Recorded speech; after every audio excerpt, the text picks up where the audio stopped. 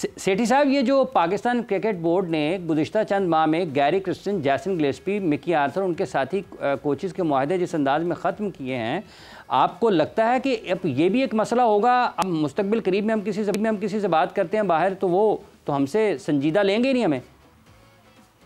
आप बिल्कुल सही कह रहे हैं। देखिए, मेरा फ़लसफ़ा ये था कि एक बंदे को सिलेक्ट करें हेड कोच, उसे कहें कि बाकी सारे कोचेज जो आप में सिलेक्ट करते हैं, आपकी टीम बनेगी। ये ऐसे ही है कि जैसे कि पूरी जिम्मेदारी एक बंदे को दे दी, जैसे कि अगर चेयरमैन की एक जिम्मेदारी है तो वो सारी जिम्मेदारी लेनी पड़ती है, अगर सिलेक्टर की जिम्मेदारी है तो लेनी पड़ती है। तो ये नहीं होना चाहिए कि एक आप हेड कोच लगा दें फॉरन, एक आप फील्डिंग कोच लोकल ले लें, एक आप बॉलिंग कोच लोकल ले लें, एक आप बैटिंग कोच फिर एक फॉरन कहीं से इधर से उठा के ले आए, अलग अलग चुने। ऐसे नहीं होना चाहिए। एक बंदे को पहले सिलेक्ट करें, उसे कहें सारे कोचेस सिलेक्ट करें, ताकि वो डिलीवरी दे सके, अकाउंटेबिलिटी हो उसकी।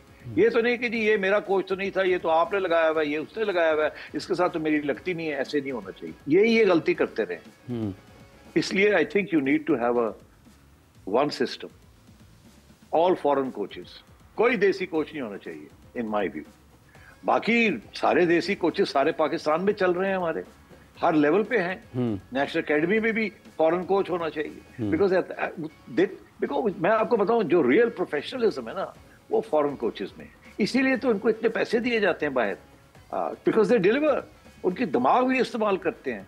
एंड सो आई थिंक ये गलती हुई है इन लोगों से।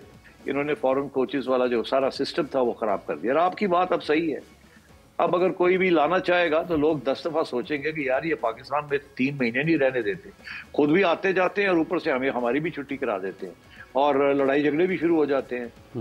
तो इसलिए मैं समझता हूँ बड़ी अफसोस की बात है, ये बड़ा नुकसान हुआ। सेठी साहब, ये जो PSL के लड़ाई झगड़े हैं, ये कब खत्म होंगे? PSL के क्या लड़ाई झगड़े हैं, अब आप बताएं मुझे जरा। देखिए ना, वो कंपनी बनाने जा रहे हैं, वो मालिकाना हुकूक नहीं है फ्रेंचाइज मालिकान के पास। 10 साल के बाद वो कहते हैं हमें कोई पता नहीं कि अब क्या होना है। और आपको लगता है कि ये कोई इतनी अच्छी इस ब्रांड के लिए, इसकी डेवलपमेंट के लिए चीज़ें इतनी अच्छी नहीं हैं? नहीं, लड़ाई झगड़े तो नहीं होने चाहिए, मसले रिजॉल्व करने चाहिए। PSL भी फुल टाइम इशू है, जैसे PCB तो डबल फुल टाइम काम है, PSL भी फुल टाइम काम है।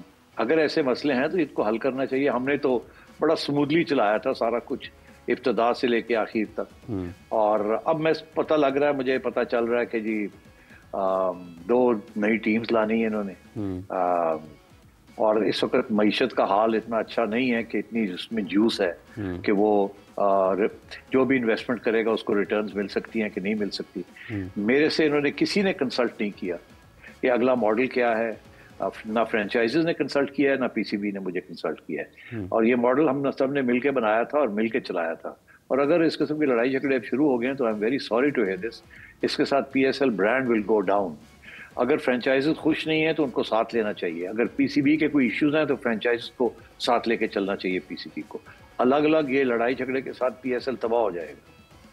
बिल्कुल सही बात है। सेठी साहब, PSL के अंदर अभी जो चेंज हम एक्सपेक्ट कर रहे हैं कि ये 10वां एडिशन, इसके बाद शायद टीम्स बढ़ा दी जाएं। हमारे पास तो अभी ये टीम्स पूरी नहीं हो रही हैं। आप देखें कि मिसाल के तौर पर कितने खिलाड़ी हमने शामिल किए, वो अभी IPL खेल रहे हैं, सेम विंडो में मैच हो रहे हैं। फिर उसके बाद अगर 10 टीम्स हम बना लेते हैं, फिर हमारा लोकल टैलेंट उस तरह से परफॉर्म नहीं कर रहा, तो is this a good idea कि हम ज़्यादा टीम्स बनाने लग जाएँ PSL में? देखिए, आई थिंक प्लान तो 8 टीम्स का था, मगर देखिए वो प्लान तो एक एब्स्ट्रैक्ट प्लान था ना। गोइंग फॉरवर्ड कितना टैलेंट हम क्रिएट कर सकेंगे 10 साल के अंदर ताकि 8 टीम्स बन जाएं। अब तो आप देख रहे हैं हमारा टैलेंट ही कोई नजर नहीं आ रहा। तो ये 7वीं और 8वीं टीम जो है, ये इसमें क्या टैलेंट लेके आएंगे, कहाँ से लेके आएंगे स्टार्स? PSL तो चलता है स्टार वैल्यू के ऊपर, टैलेंट के ऊपर, फिर फॉरेनर्स भी आते हैं उसके अंदर।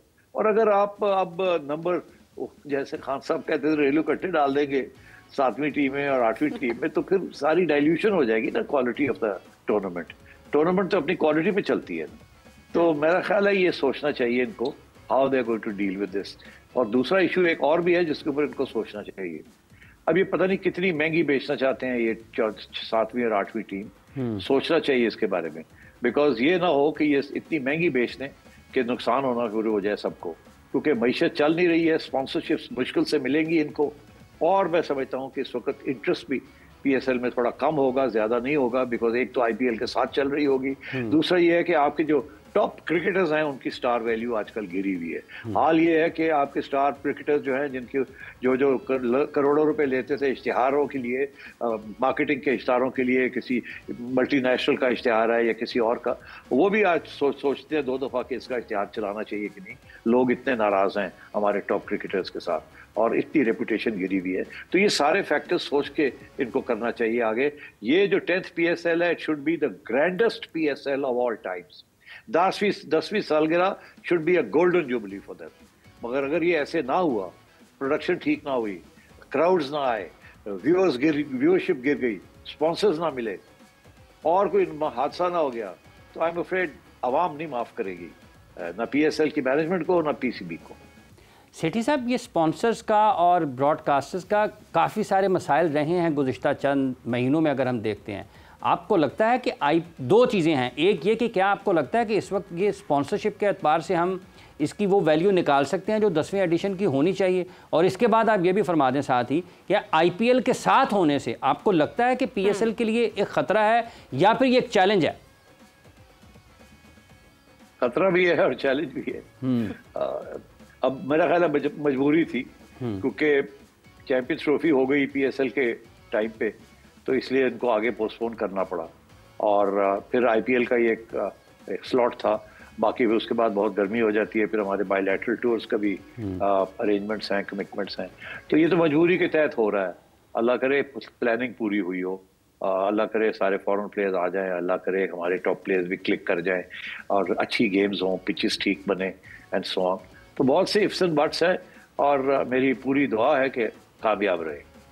बिल्कुल सही। सेठी साहब, आपने कुछ देर पहले कोचेस की बात की, तो एक सवाल मेरे माइंड में आ रहा था कि हमारी डोमेस्टिक की कोचिंग के साथ साथ हमारी डोमेस्टिक के अंपायरिंग का भी एक बहुत बड़ा इशू है।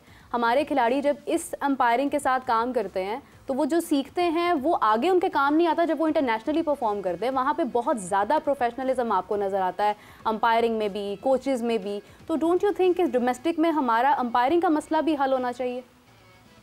I totally agree with you. I think we need to upgrade our umpiring system. मेरा ख्याल है काफ़ी अपग्रेडिंग की ज़रूरत है। अब कहाँ क्या क्या बात करें। आई होप करंट मैनेजमेंट जो है इन्हें आगाह हैं इन सब मसाइल से, इनके पास प्रोफेशनल एडवाइस है। दोस्ती यारी छोड़ दें, प्रोफेशनल एडवाइस होनी चाहिए।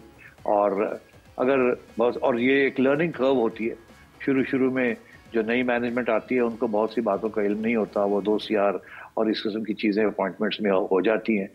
मगर मैं समझता हूँ कि सीखना चाहिए, इसमें कोई हर्ज नहीं है। ठीक है, आप अपने कॉन्फिडेंस को लेके आते हैं, मगर सीखें और सीखने के बाद इम्प्रूवमेंट शो करें। अगर इम्प्रूवमेंट नहीं होती तो फिर then we have a problem on our hands. ठीक है, एक वक्फा ले रहे हैं जी, वक्फे के बाद आते हैं और